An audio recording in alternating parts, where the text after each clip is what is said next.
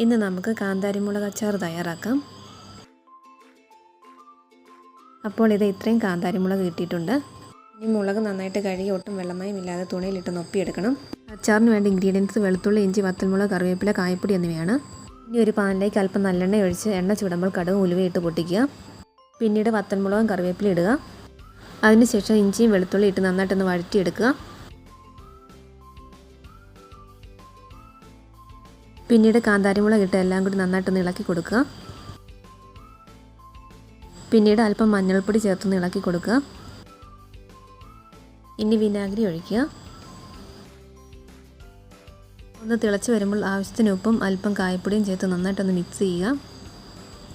അപ്പോൾ നമ്മുടെ കാന്താരിമുളക് അച്ചാർ ഇവിടെ റെഡി ആയിട്ടുണ്ട്. ഇനി ഇത് തണുക്കാൻ വയ്ക്കാം. തണുത്ത് കഴിഞ്ഞ് ഇതുപോലെ ചില്ല് കുപ്പിയിലിട്ട് വയ്ക്കുക. 4-5 ദിവസം കഴിഞ്ഞ് എടുക്കുവാണെങ്കിൽ ഉപ്പും വിനാഗിരിയൊക്കെ ഇറങ്ങി നല്ലൊരു ടേസ്റ്റ് ആയിരിക്കും. വീഡിയോ ഇഷ്ടമല്ല ഒന്ന് സബ്സ്ക്രൈബ് ചെയ്തേക്കണേ.